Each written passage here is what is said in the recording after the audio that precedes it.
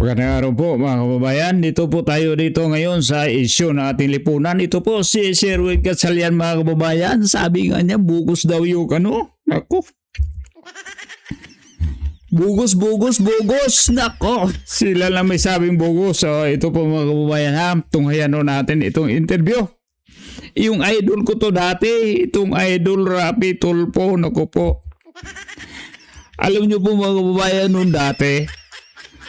Hindi ba kumplito yung araw ko pag hindi ko makarinig itong palabas dito, itong mga show dito ni Rapi Tulfo. Pero ngayon mga kababayan, naku po, hindi natin alam kung ito pala sila. Ito pala sila para daw sa sabayan ng Pilipino. Ito po, panoorin muna natin itong interview ni Ma'am Pinky Boy mga kababayan. Palakpakan natin si Ma'am Pinky. Wala. Bloc pushed through with an investigation into the flood control scandal, but the Gatchalian faction is pushing back, dismissing Thursday's probe as a bogus hearing. When will the Senate gridlock end? Let's get on point with Senator Rafi Tulfo. Senator, good to finally see you again in person, Thank you for the sir. invitation. Nice to see you again. I know you've been very busy, sir. First of all, kamusta na po kayo after all these days or even weeks? Stressed dahil magulo. It's been weeks na. Sinong nagpapagulo?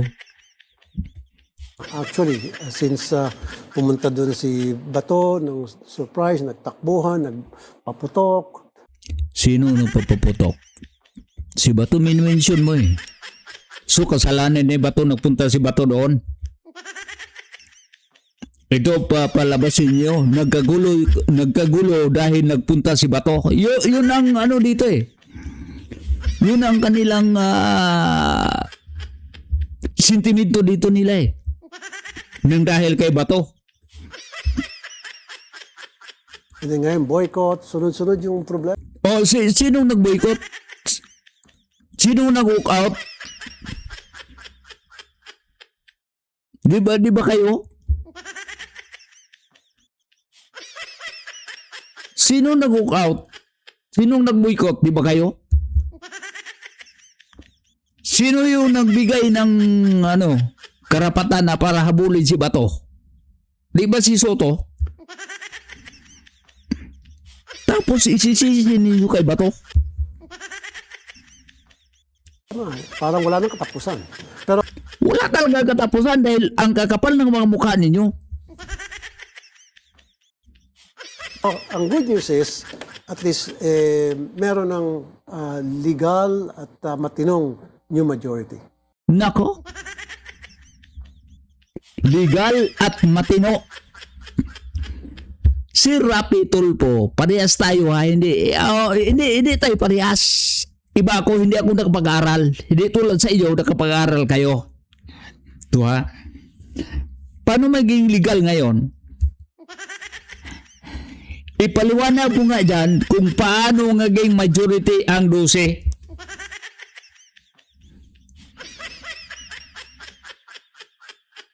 Assuming lang ngayon, si Sherwin Gatchalian na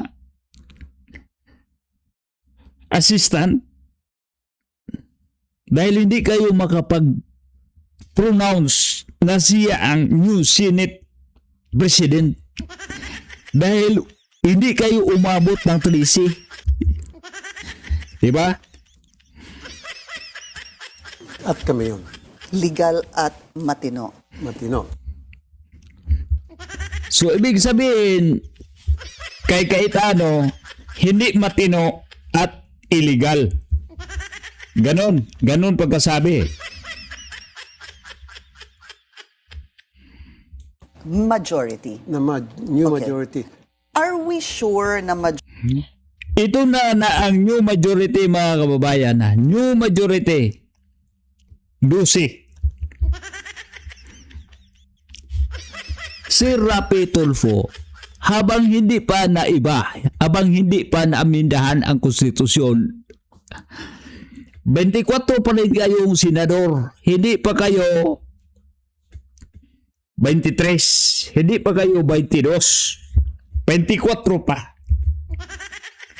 So, ibig sabihin, ayon sa mga sinasabi nila, pag 24 pa, hatiin mo yun, 12, at magiging majority, 13.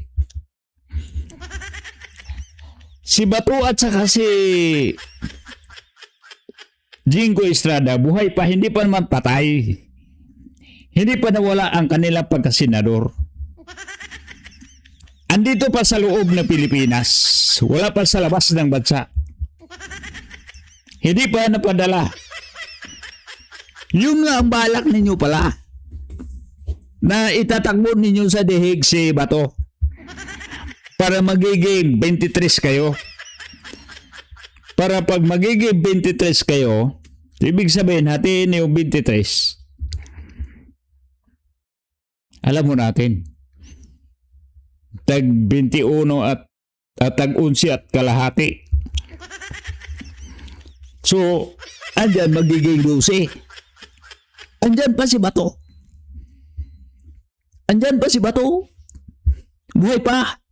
Andyan pa sa Pilipinas. Pati si Jinggoy. Majority ho ba kayo? Because siguro once and for all, let's try to really understand the position of Senator Chis Escudero. Of course, nagpakita po siya kahapon. Pero kasama ho ba siya ngayon sa new majority? Yes. As far as I'm concerned, as far as I know, kasama siya. Although, meron siya mga binitong statement right after na siya ay walang pinapanigan and he's just doing his duty as a senator na Kaya salat sa lamig, salat sa init si Chis. Chis nga eh. Nasa gitna siya, Chis. Wala na kaso eh. Alam niyo po mga kababayan, di ba si Chis Escudero, parehas yung mga kaso nila kay Jinggoy, plunder, pati kay Marcolita, plunder din. O, ang yari, walang kaso. Bakit? Bakit walang kaso? Ito kasi, may bulong-bulungan kasi binabraso. Mamili ka. Ha? Lipat o kaso?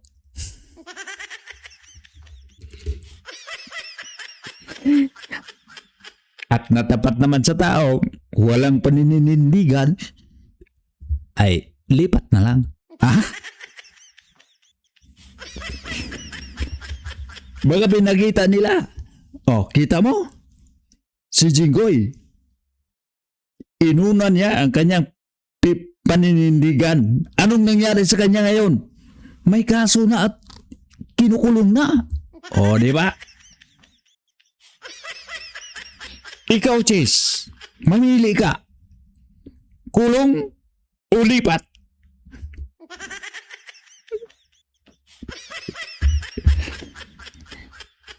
Tapos, lipat na. Makakasama dyan. Palakpakan, palakpakan. Yung ngiting aso, hanggang tinga. para magtrabaho, magbigay ng quorum, as long as hindi niya sinasabi na ako ay independent until such time, then we consider him as part of our team. But was there a meeting? Did you guys talk to him at nagsabihan ho ba kayo na majority ka na ngayon? Was there any definitive agreement there? This is what happened, Okay. Pinky.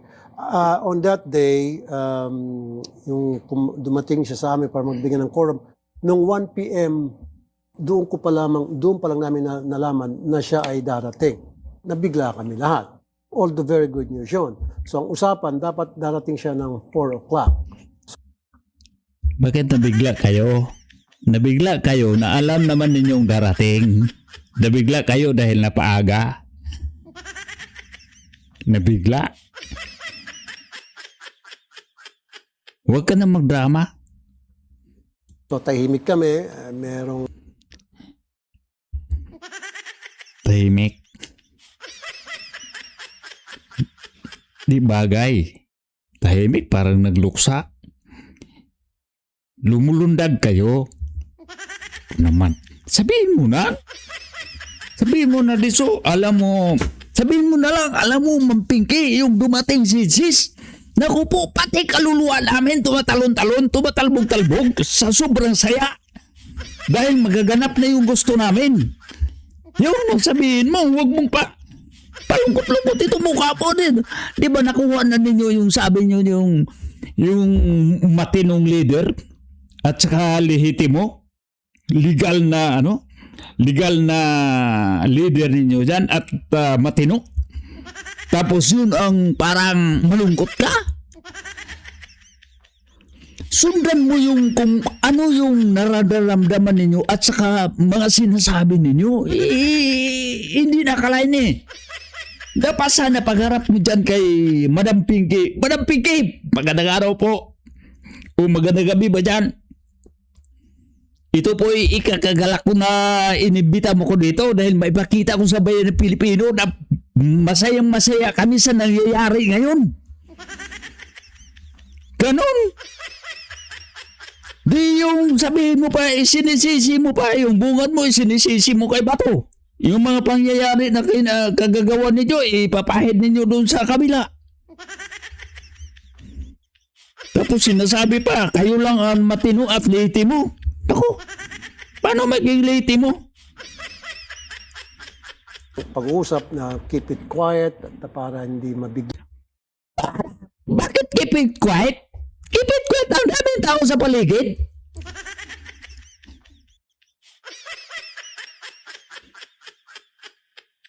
Isang grupo kayo.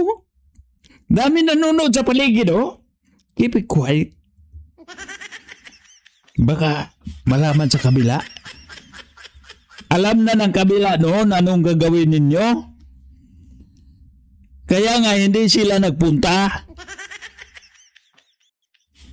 Iniisip pa lang ninyo, alam na nila.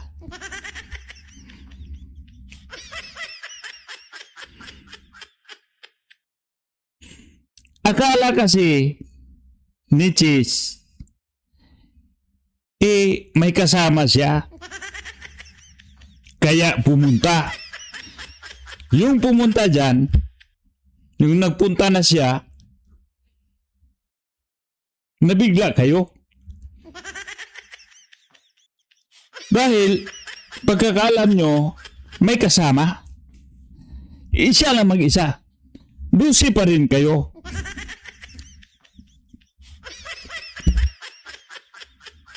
At sa sobrang likot ng utak ninyo, kahit alam nyo nandusi kayo, o ito, gagawin na natin tong majority. Pilitin na natin to. Baka isinama nyo yung kaluluwa ni ano. Sabi, ito si Chis Escudero, count as to. Sama natin yung kaluluwa.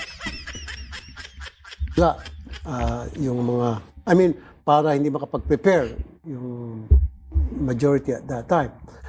Ano, hindi nakapag-prepare, kaya hindi pumunta.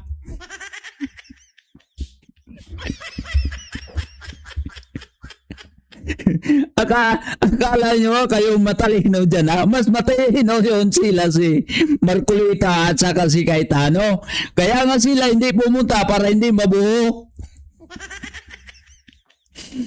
Dahil pag pumunta sila, di mabubuo. Magkaroon kayo ng quorum. Magiging Tracy kayo.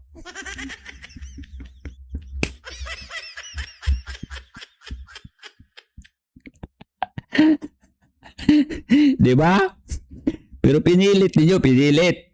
Bagong majority, may quorum na 12.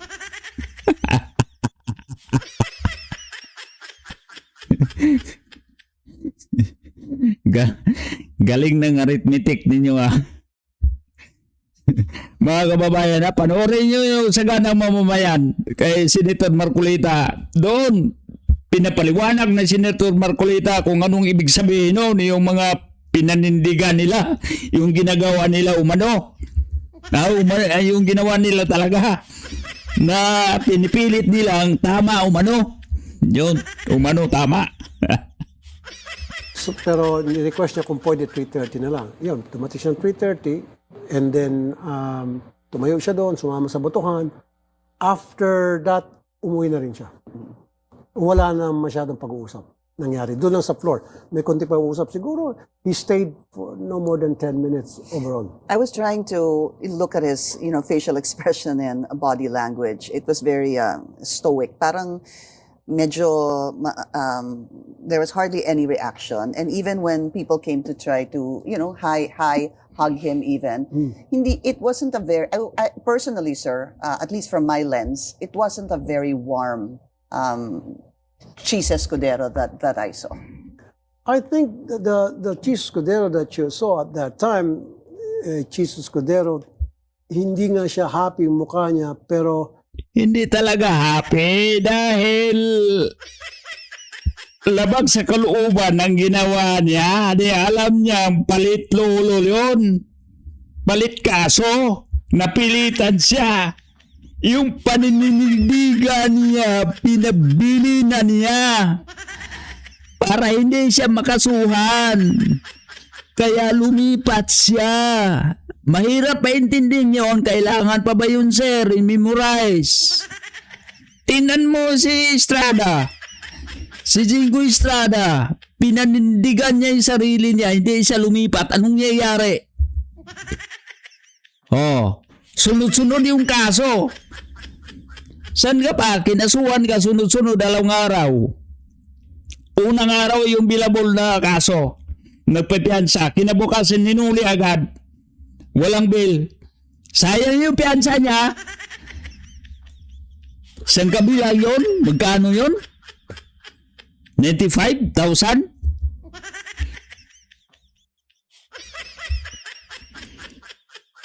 Yung lang makalibre ka ng tulog isang gabi, kinabukasan, kinakasuhan ka ng bagong kaso mo na non-billable.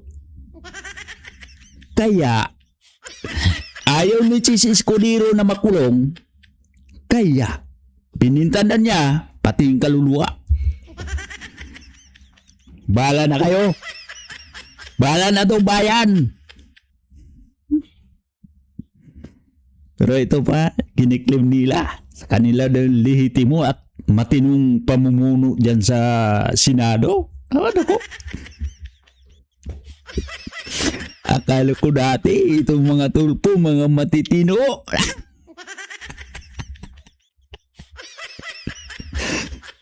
Alam mo mga kababayan,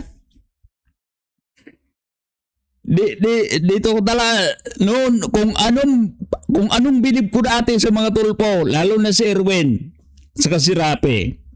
Anong bilib ko dati, baliktad na ngayon. Wala pong problema doon sa binigay nila doon. Binigay na mga tulong-tulong. Total, yung mga tulong na yun, income nila yun. Mas malaki pa ngayon. Alam nyo po mga kababayan na sa isang isyo, halimbawa, away mag-asawa. Yun, i-air nila yung away mag-asawa. Yung kinikita ng video ng isang away mag-asawa at saka itulong nila, wala pa sa kalahati. Saan ka pa? Sinabihan ba? Tutulungan kita. Pero hindi tulong yun. Pinagkakakitaan pala yun. Kaya dito mga kababayan ha, segue muna ako. Diyan sa mga vlogger na mga tawag na itong mga vlogger, yung magpakita yung tumutulong doon sa mga mahihirap. Tapos binibidyoon yung pera. Pagpakita yun, pinagawa naman yung Walang masama doon. Walang masama. Hindi ko sasabihin masama yung tumutulong. Walang masama yun. Pero yung pinagkakitaan mo yung tao na yun. Kaya nga sabi nga sa banal na kasulatan kung anong gagawin ng iyong kaliwa, hindi alam ng kanan mong kamay. Bakit mo ipag-bandilyo yung ginagawa mo? No? Tawag doon. Noon dati, makikita ko, bilib na bilib ako. Saludo ako. Taas pati pa ako kay mga tulpo. Ngayon, baliktad na. Wala ako. Hindi naman masama yung tumutulong. Pero yung, isa lang masabi ko sa inyo, hipokrito kayo. na-relieve siya doon sa mga matagal na niyang kinikimkim na sama ng loob dahil sa mga Hindi kinikim-kim na sama ng loob na pag-isip-isip niya kung tatayuan niya ang kanyang paninindigan na ayaw siya lumipat sa inyo, makasuhan siya ng plunder. May banta na yung nakaso na plunder, di ba kasama yun sa mga malalaki daw sa mga balita. Kasama daw yun. Kasama daw yun sa skandal dahil binugar yun ni Martin Valdez. Hindi yun siya kasama. Si Saldico lang at saka si Chis Escudero. O ngayon, baka makasuhan. Ginamit si Rimulya, Crispin, Buying. Sabihin na, sige, itong isang tao dito, pag hindi ito lilipat sa bagong leadership ng Senado, ituloy yung kaso dyan. Alam mo natin dito mga kababayan, kahit sabihin natin itong co-equal branch, itong Senado, ginagamit ito dito sa ehekutibo. Marami ditong mga opisina na kontrolado ng ehekutibo, kahit inong sinasabi natin ng mga independent na mga agencies natin tulad ng Ombudsman, Comelec at saka itong Sandigan Bayan. Pero kayang impluensyahan yon galing sa ehekutibo. Di ba? Kaya ang inilagay ni ngayon ng administrasyon dyan ay mga aso. Noon dati, tahol na tahol lang yon. Para hindi tayo maniwala, tumatahol yan.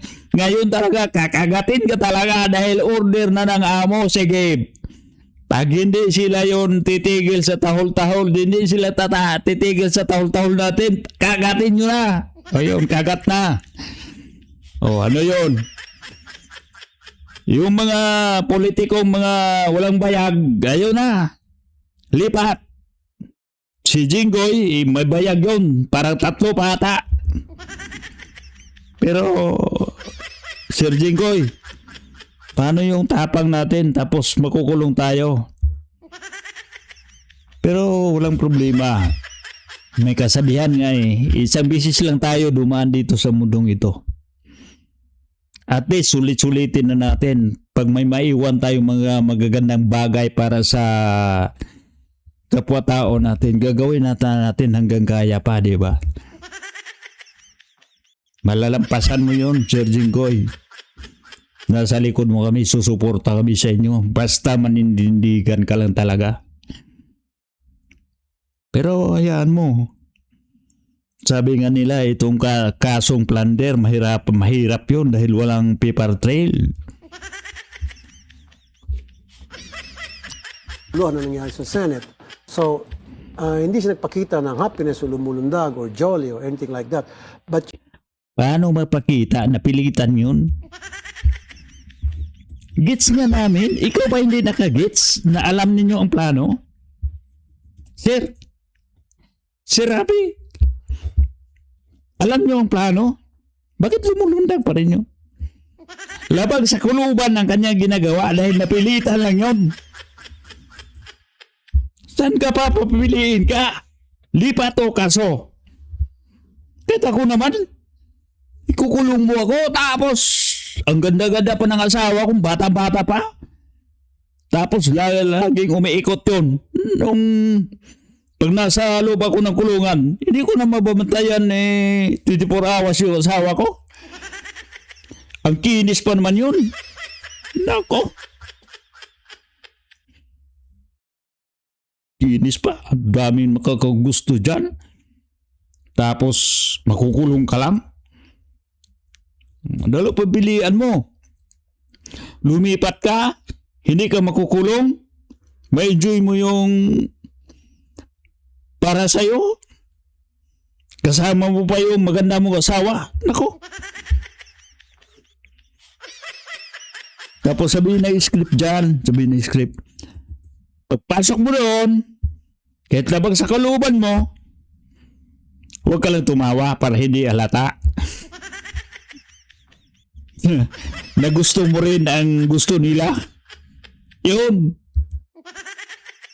You can see naman na nagpalakpakan yung mga tao doon sa paligid, even the mga janitors, yung mga staff. So, happy siya nung pagkatapos nung yung session, alis na siya. Kinukongratulate namin siya. Happy siya, tumatawa siya. Pero doon sa mismong floor, nagpapakita siyang parang okay lang, chill lang. Chill lang siya. Chill lang siya dahil parang pagdating siguro niya dyan sa sala, parang nagsisisi siya. Andito na ako. Alam nga naman tumakbo ako pabalik. Baka habulin din ako.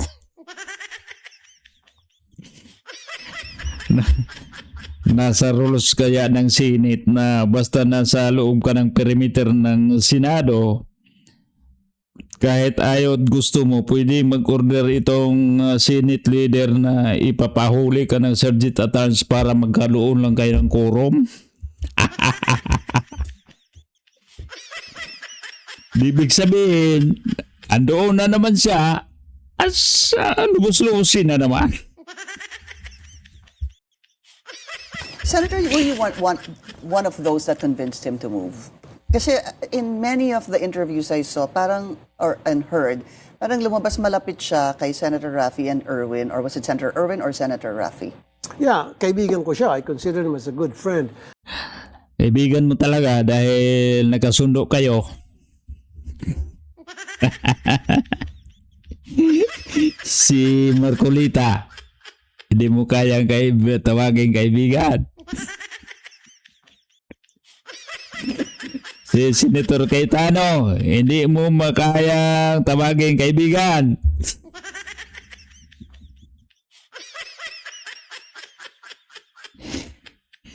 Dito mga kababayan, no? Kailan mo ba maituring kaibigan mo yung isang tao? Maituring mo kaibigan ng isang tao dahil ay kasundo mo siya, number 1. Number 2, magagamit mo siya.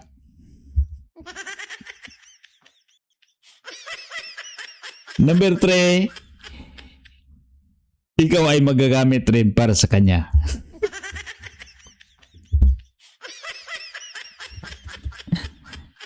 Matatawag mo yung kaibigan yon basta may paghinabang kayo sa isa't isa, di ba? Tama, mali.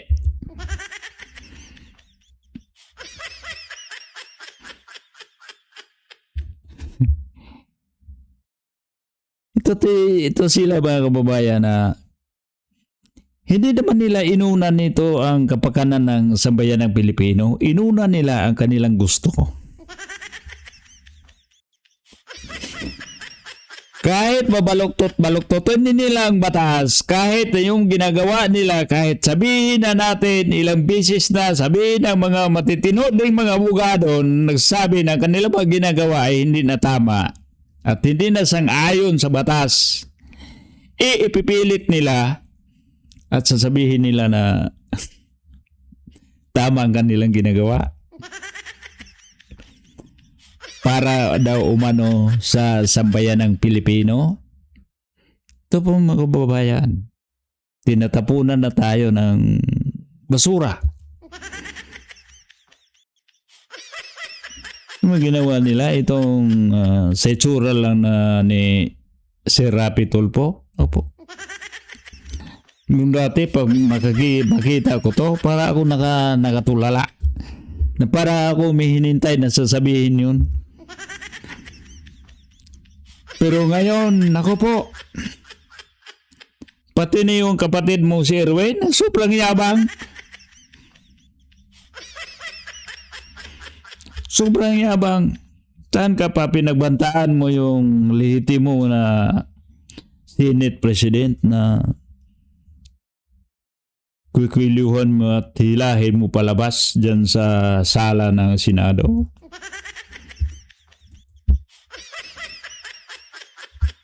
Parang ikaw lang ang hinalal ng sambayan ng Pilipino. Hindi nyo naisip, kabago-bago pa lang ninyo. Sabi nyo naman sa programa nyo, kailangan natin yung igagalang ang nakakatanda. Hindi naman sa edad yung pagbabasyan yung kakatanda. Yung nauna, nakakatanda yun sa trabaho. Yung nauna sa inyo. Yung unang may alam, yung unang may karanasan dyan. Malalim yun. Kailangan natin matuto araw-araw. Hindi ibig sabihin si Rapi na ang dami mong daldal, dami mong napagalitan sa programa mo, ang dami mong nainsulto, pati mga opisyal ng gobyerno. Minsan na yun, napapanood ako na medyo sumubra ka. Pero kinikim-kim ko lang dahil sabi ko matapang to eh. Pero mali pala yun. Tinutolerate ka namin yung kayabangan nyo sa mga programa nyo. Marami kaming pumalakpak. Ito pala ang resulta. Totoo pala yung sinasabi. May sinituralan kay Tano kung ano tinanim mo, yun ang anihin mo. Ito ang tinanim namin kahapon.